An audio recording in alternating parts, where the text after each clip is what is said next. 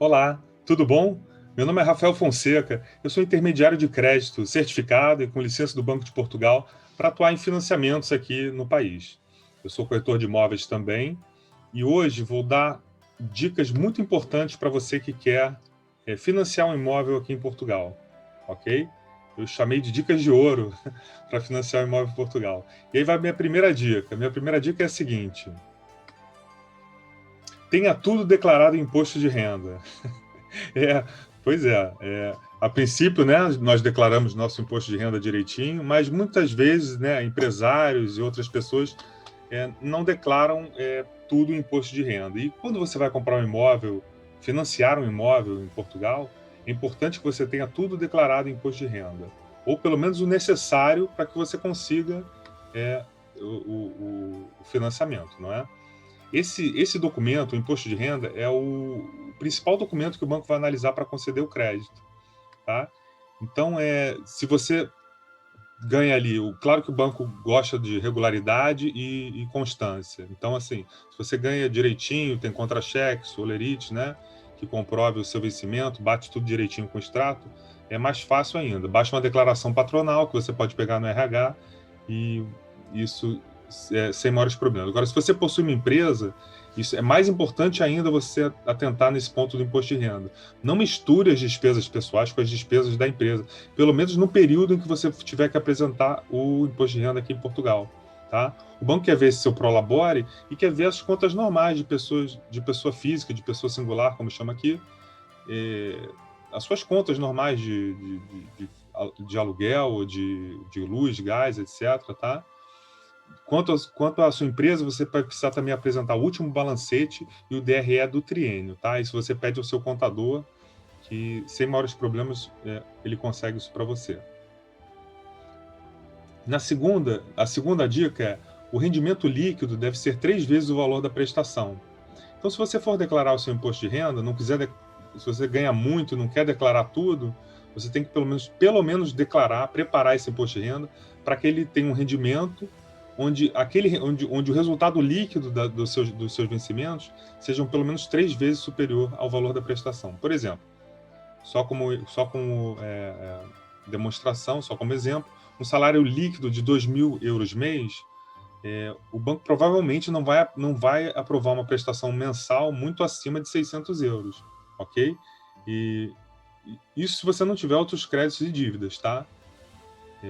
Então, uma dica que eu dou, já nesse caso aqui, por exemplo, específico, procure quitar todas as dívidas possíveis, como créditos pessoais, financiamentos de automóvel, tá?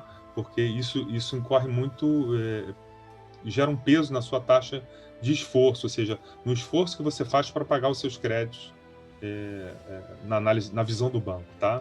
Então, tente quitar todas essas dívidas quando for aplicar para um financiamento aqui em Portugal. A minha terceira dica é sobre a documentação. Vem muita documentação de qualquer jeito, fotos tiradas de qualquer maneira. Eu repito, os documentos têm que ser legíveis, bem organizados. Se você tiver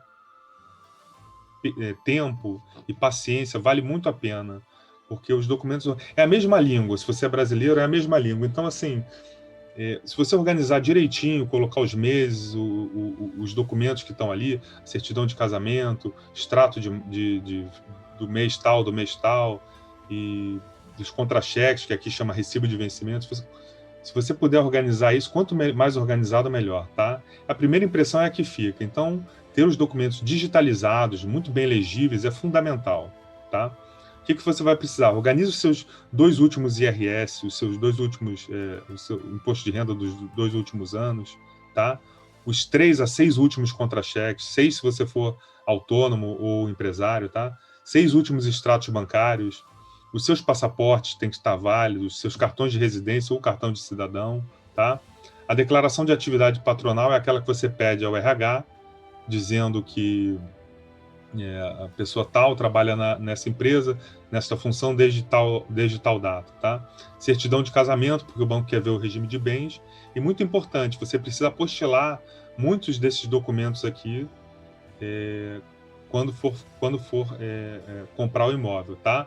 Para a primeira simulação, para a pré-aprovação, como a gente chama, não precisa apostilar ainda, mas você vai ter que reunir esses documentos no Brasil e fazer o apostilamento e autenticação disso, tá?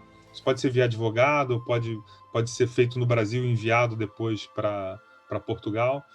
Você fala com a gente que nós ajudamos você a resolver esse problema também. E a minha última dica é fuja dos simuladores de internet, tá? Não recomendo os simuladores de internet. Pelo contrário, acho que você deve evitar os simuladores de internet. Por quê? Porque eles dão uma taxa irreal, tá?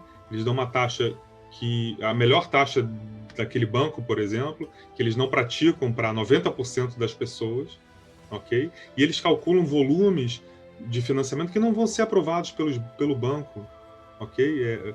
Porque depende tudo da sua situação. Se você é estrangeiro e está comprando uma habitação secundária, e principalmente se você tem passaporte português, ou se você tem um passaporte da União Europeia, se você tem um passaporte brasileiro ou americano, tá? Tudo isso vai influir no montante que vai ser aprovado e na sua taxa, tá bom? Então é muito importante que você não se iluda, entre aspas, com os simuladores de internet. Além disso, eles não consideram o seguro de vida e o seguro do imóvel, o seguro multirriscos, que é algo que onera bastante o seu serviço de dívida.